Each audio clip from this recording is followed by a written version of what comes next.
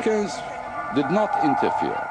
Therefore, it took us only a few days to recover from the surprise, to reorganize our troops, reorganize our resources, and impose peace and order on the southern governors. It took us 2 weeks to do that.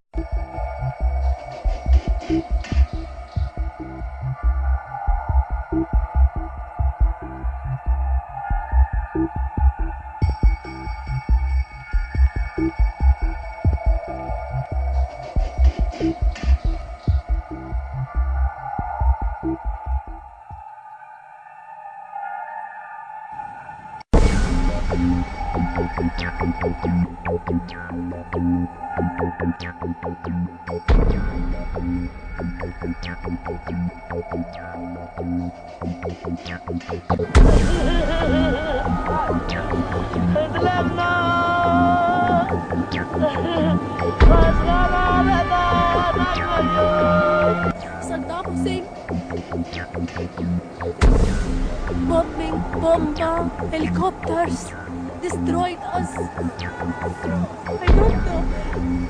They saw this, but they don't know why. We are human like you.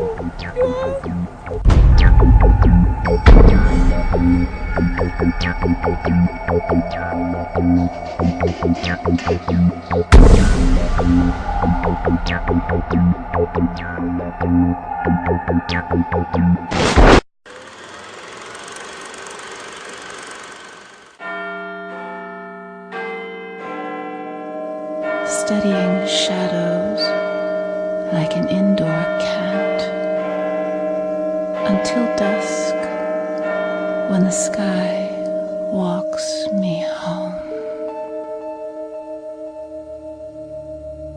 How far has the ancient Illuminati secret society network penetrated world politics?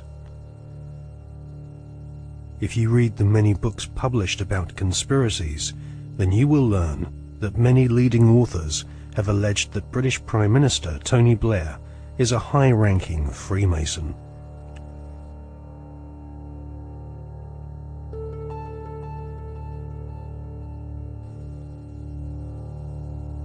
Mr. Blair is a Queen's Counsel barrister, a profession which has its roots in the Temple Bar, built in London by the Knights Templar secret society in the 12th century.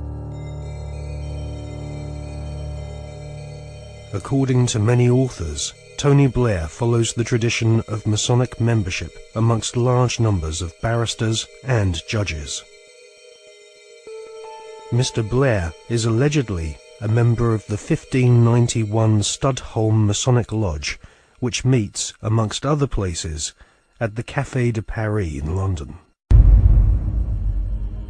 A retired solicitor once described barristers like Tony Blair as highly paid professional liars, so it is unlikely that Tony Blair will ever come clean about his membership of a secret society. However, one thing we can be sure about: the Masonic establishment at the heart of British society does not like being probed or investigated when it comes to matters of Masonic membership. A recent Select Committee inquiry chaired by Labour MP Chris Mullins found that the Metropolitan Police Force and Judiciary were unwilling to force their members to disclose if they were members of secret societies.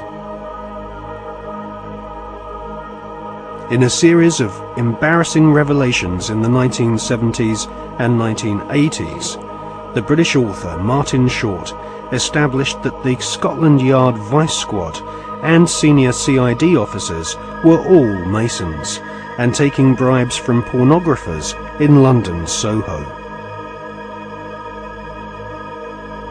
Martin Short estimates that 1 in 6 British police officers are Masons, and that there are approximately 600,000 Freemasons in Britain today. Many Freemasons occupy highly paid jobs at local borough councils across Britain, which often have Masonic temples inside council buildings, maintained at the taxpayer's expense.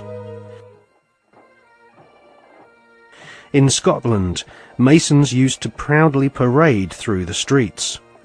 After the exposure of local authority frauds involving corrupt Masonic solicitors and councillors, British Freemasons went underground and now rarely march in view of the public. The public image of British Freemasonry has been damaged by the revelation that supercriminal Kenneth Noye and the men responsible for the Brinks-Mat gold bullion robbery were all Masons. As Prime Minister, Tony Blair has frequent meetings with the Queen. She herself is Grand Patroness of International World Freemasonry, which has its Grand Lodge of England headquarters near Drury Lane in London. The British government employs a huge number of civil servants, magistrates, judges, solicitors and officials, which have all historically been Freemasons. The deceased author of The Brotherhood, Stephen Knight, says that penetration of Freemasonry into the British establishment goes way beyond policemen and parish councils. Knight says that the Palace of Westminster, home to the British Parliament, is used as a meeting place for at least 2 Masonic lodges. One of these lodges is called the New Welcome Masonic Lodge, which regularly hosts blood-curdling rituals and ceremonies inside the Palace of Westminster. Members of Parliament from all political parties gather together, wearing white gloves, sashes, lambskin aprons, and wielding ceremonial daggers, swearing bloodthirsty oaths of allegiance to each other. Just where this leaves British democracy is anyone's guess, but the fact that these secret ceremonies take place in a building paid for by the British taxpayer leaves one wondering if Freemasons do not see themselves as superior to the average British citizen. Many researchers claim British Prime Minister Tony Blair is a high-ranking 33rd degree Freemason. This is the highest rank of Mason, and this elite cabal of British Freemasonry has its own headquarters at number 10 Duke Street, which some claim is connected to number 10 Downing Street via a secret underground tunnel. Inside the Duke Street headquarters of the Supreme Council of the 33rd degree, there is a red room, a black room, and a chamber of death which Masons use for macabre rituals based on ancient Jewish mysticism and Enochian magic.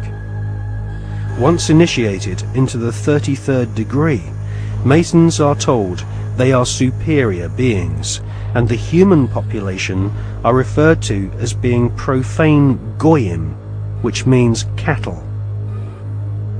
If Tony Blair is indeed a 33rd degree Freemason, then he is following in the footsteps of previous Prime Ministers, who have all been members of either Freemasonry, the Knights Templar, or the Round Table, which was started by Sir Cecil Rhodes following his economic conquest of Zimbabwe during the 19th century.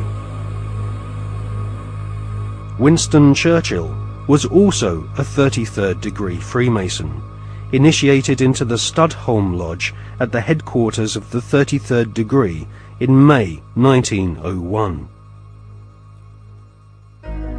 Winston Churchill was also a member of the Order of Druids, who often meet at Stonehenge during the spring equinox, whilst members of the British public are forcibly restrained from this ancient megalithic site by thousands of police officers. The ancient Druid rituals at Stonehenge can be considered harmless when compared to the murderous, satanically inspired ceremonies of Freemasonry. Most Freemasons do not progress beyond the first 3 degrees, or exams of initiation. These are often called the blue degrees. In fact, many Masons do not even realize that beyond the 3rd degree of Master Mason, that there are higher degrees. The higher degrees of Freemasonry are almost exclusively populated by men of aristocratic lineage, or ex-officers of the armed forces. In all, at any one time, there are no more than a few dozen men who reach the 33rd degree. As they pass each ritual test, the ceremonies become more bizarre and include symbols which can be found in ancient Egypt, with initiates being given pompous titles such as sovereign, prince, or knight.